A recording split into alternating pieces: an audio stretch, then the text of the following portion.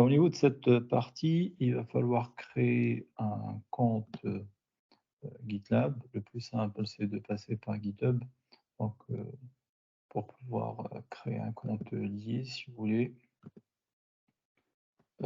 Et puis, à partir du moment où vous créez votre compte, vous atterrissez sur cette interface. Alors, il faut considérer, si vous voulez, GitLab CI/CD comme notre assistant robot personnel, hein, donc pour développer des logiciels. Lorsqu'on valide du code sur GitLab, notre robot surveille automatiquement et passe à l'action. Donc on peut considérer ça comme, on peut le partager en 3 parties ou 3 robots, hein, moi je les appelle. Le robot test qui s'exécute pour vérifier la présence de bugs éventuellement dans notre code. Si notre code semble bon, le robot build apparaît ou prend le relais pour préparer notre application et être expédié. Construction terminée. Si vous voulez, une fois construit, le déploiement ou le robot deploy prend le relais pour envoyer votre code sur les serveurs en production. Tout au long du processus, GitLab surveille tout et nous envoie des notifications par mail. Chaque fois que vous validez un nouveau code, l'équipe qui valide le code, ce dernier est inspecté, validé et puis déployé. En un mot, on peut considérer GitLab CI/CD comme un robot logiciel efficace avec, ou plutôt notre propre robot qui va nous permettre de faire les tests, les builds et puis le déploiement. GitLab est une plateforme que les développeurs utilisent pour stocker et collaborer sur leur code. C'est comme un espace de travail virtuel, collaboratif pour les développeurs.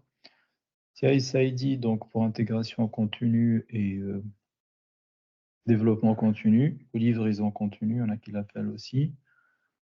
Intégration continue, c'est comme une chaîne d'assemblage numérique. Hein, chaque fois qu'un développeur apporte des modifications au code, les outils CI vérifient automatiquement si ces modifications fonctionnent bien avec le code existant. C'est comme un test pour détecter toute erreur dès le début.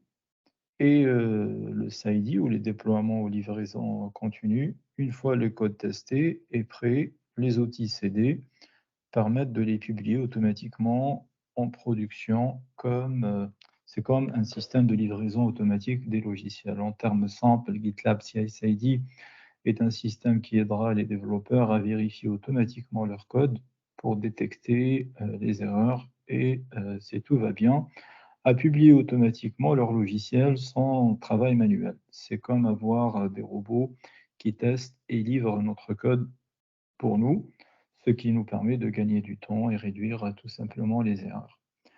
Donc, quand vous vous connectez à votre compte GitLab, je vous demande de créer un projet vide, hein. Créer un blank project que moi je vais appeler DevOps, hein, pourquoi pas, ou je vais l'appeler tout simplement My Project, et puis projet privé, et puis je le crée tout simplement. Alors, quand on crée notre projet, il va falloir, du fait qu'on va utiliser Terraform dans GitLab, et puis ce dernier va parler avec AWS, il va falloir aller dans les paramètres du projet, CI/CD, et puis dans les variables, ajouter 2 variables, donc de cette manière, add variable, j'enlève protect variable, on va la masquer, et puis je commence ma saisie AWS Access. Et je récupère l'access key qu'on a pu récupérer depuis l'utilisateur qu'on a créé lors de la première vidéo. Alors, l'access key qui correspond à cette partie, je vais coller dans la value et j'ajoute cette première variable. J'ajoute une deuxième variable qui est la secret key, donc AWS secret key, je la masque, et puis j'enlève protected, comme ça elle va pouvoir être utilisée pour le pipeline en réalité en question. Et puis je colle ce qui se trouve après la virgule, c'est-à-dire la secret key. Et puis je valide. Bien. Pour l'ensemble des fichiers qu'on va déployer, je vous ai préparé ça dans mon GitHub. J'ai créé une repository et puis je l'ai appelé DevOps. Je vais vous expliquer le contenu de ça. Alors, qu'est-ce qu'on a? On a un fichier main.tf, on a un fichier provider déjà, donc on va utiliser Terraform dans lequel on déclare notre provider et bien sûr, je fais attention à utiliser ma région ou vous devez utiliser votre région. Alors, ce fichier va nous permettre de faire l'initialisation de Terraform, si vous voulez, comme Terraform Init. Et puis, mon fichier main, qui déclare un groupe de sécurité, donc que je nomme DevOps Security Group, dans lequel je définis des ports que j'ouvre donc en ingress, c'est-à-dire en entrée. Donc, j'autorise les connexions sur le port 22, 80, 443, le 80-80 pour Jenkins, 90-90 pour Prometheus et le 3000 pour Grafana. J'autorise la connexion depuis n'importe quelle adresse IP, hein, donc depuis le monde extérieur. Et puis, en sortie, j'autorise tous les trafics, enfin, tout trafic, quel que soit le port. Et je mets un petit tag sur ce groupe de sécurité qui s'appelle DevOps SG. Alors, je crée ma machine Jenkins avec donc l'AMI, Amazon Machine Image, sélectionnée depuis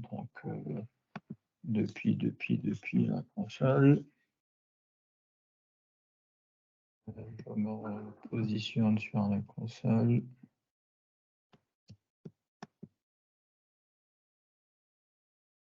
Alors ça, on peut le trouver dans EC2, Amazon Machine Image, catalogue des amis, et puis j'ai pris une Ubuntu en T2 micro. Ubuntu, et je vous ai pris celle-ci hein, dans l'exemple. Donc c'est l'identifiant de l'image utilisée. Alors je reviens sur mon GitHub, et puis T2 micro, et bien sûr, je push ou je mets au niveau de cette machine la clé qu'on a créée ou la paire de clés qu'on a créée précédemment. Donc ça, c'est le name de notre paire de clés qu'on a créée au niveau de la deuxième vidéo. Donc si je me mets là, si vous avez nommé votre paire de clés différemment, vous utilisez bien sûr le nom que vous avez attribué.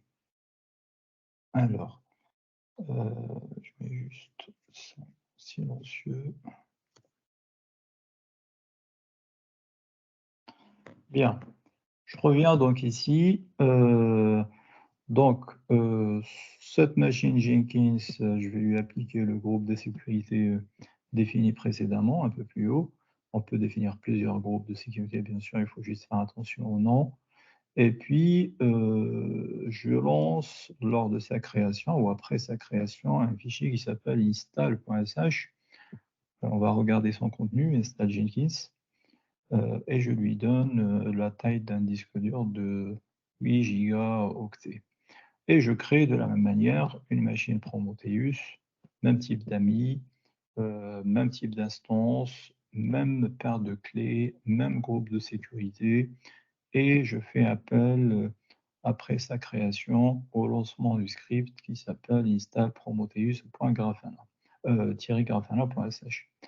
Alors, le fichier install Jenkins, c'est celui-ci, c'est un petit sh, hein, donc petite mise à jour, téléchargement de la clé GPG, l'ajout du dépôt, mise à jour, installation d'une version GDK, et puis l'installation de Jenkins, une installation classique récupérée depuis le site officiel hein, de Jenkins. Et puis, l'installation de Prometheus et Grafana, on aurait pu faire deux fichiers, mais j'en ai fait qu'un seul. Je commence par le même processus, hein, donc créer le dossier, créer l'utilisateur, et puis création du fichier de configuration de Prometheus jusqu'au démarrage de ce dernier, là quelque part. Et puis la deuxième partie, à partir de la ligne 41, on commence la mise en place de Grafana. Alors Jenkins, ça va être notre orchestrateur côté applicatif, côté application qu'on va mettre en place.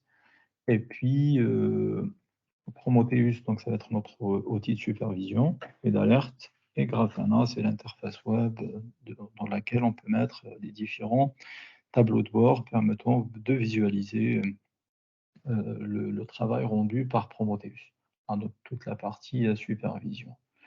Et puis, un autre fichier très important qui est donc le GitLab CI.yml, dans lequel je déclare notre pipeline avec les différentes tâches aux étapes, hein, stages, qui sont la validation, le plan, ou le Terraform plan, le apply, et finalement le destroy.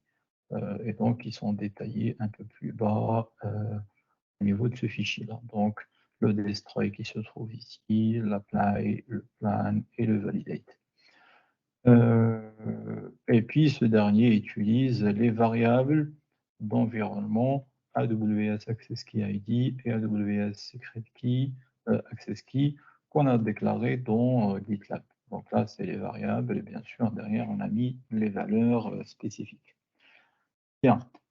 Donc, tous ces éléments sont en accès public. Vous pouvez les copier ou faire un fork hein, sur votre GitHub et puis pour structurer les éléments en fonction de vos besoins. Bien, donc qu'est-ce qu'on va faire? J'ai besoin dans mon contexte d'une machine Debian, peu importe. Donc c'est une machine fraîchement installée, on va dire. Sur cette dernière, je vais juste mettre un petit install Git. Mon objectif, c'est de faire un git clone déjà de ce qui est publié sur GitHub. Donc un petit git clone de https://github.com mon GitHub et devops.git. Alors je vérifie, j'ai l'impression que j'ai mis un 0.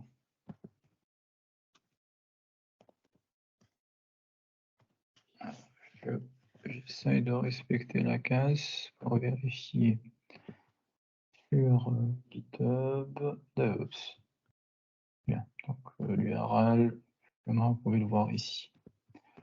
Alors, tac. Je vérifie la présence de mon dossier DevOps. Donc ici, je vais vérifier qu'est-ce qu'il contient. Et puis, il vient de télécharger donc le GitLab CI/YAML, install Jenkins, install Prometheus, le main et le provider.tf. Très bien. Et donc, à partir de ce moment, on a créé, je vous rappelle, dans notre GitLab ou dans votre compte GitLab, ici plutôt sur Edge, dans votre dossier GitLab, on a créé un projet, notre projet qui s'intitule, je vais revenir en arrière, My Project, et dans ce dernier, on n'a que le README, d'accord, par défaut, parce que lors de la création, on a laissé generator.readme.md activé. Alors, qu'est-ce qu'on va faire? On va faire un git clone de ce GitLab. Alors, pour moi, ça correspond à my project. Donc, je vais faire un git clone de ça. Donc, l'objectif, c'est de faire un commit ou un push, plutôt des éléments téléchargés depuis GitHub vers GitLab, hein, comme on peut avoir les fichiers en local tout simplement. Donc, je vais faire un git clone cette fois-ci de https://gitlab.com/ mon GitLab my project.git, c'est-à-dire qu'on voit tout simplement ici, ça me permet de vérifier my project. Je dois renseigner mon username, donc pour moi c'est amirouchef@gmail.com. Je définis mon mot de passe, GitLab bien sûr. Et puis si je fais mon ls-la, je vois que j'ai un dossier qui s'appelle my project. Et si je regarde son contenu, j'ai mon README qui vient d'être mis en place au niveau de ma machine ou téléchargé au niveau de ma machine ou mon Git local. Ah, donc, c'est-à-dire que ça correspond à ce fichier-là.